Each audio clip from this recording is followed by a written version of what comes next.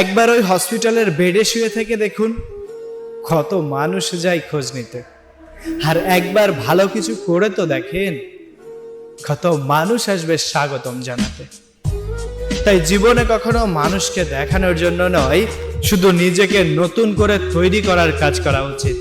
এই সমাজে তুমি ভালো কিছু করতে গেলে তোমাকে অনেকে নিন্দা করবে ভাই। আর একটু খারাপ করে দেখো তো, তোমার সমালোচনা করার মতো মানুষের অভাব নাই। তুমি যদি মনে করো এই সমাজে তুমি একা, তাহলে আমি বলবো তুমি হলে সবচেয়ে বড় বোকা। কারণ যখন তুমি মানুষের উপর করবে ভরসা, তখন তুমি বারবারই খাবে ধোঁকা। কখনো অন্যের প্রতি দুর্বল হয়ে যেও না, তাহলে নিজের শক্তিটুকু হারিয়ে ফেলবে। কখনো জানতেও পারবে না তুমি কতটা শক্তিশালী। আমার সাথে এটা হলো কেন, আমার সাথে এটা না হলেও পারতো, এই কথাটা তুমি মাথা থেকে ফেলো ঝেড়ে, আর নিজেকে তৈরি করো একটু একটু করে। যদি তোমার মনে হয় তুমি আর পারবে না, তাহলে সেখান থেকেই আবার নতুন করে খুঁজো না সম্ভাবনা।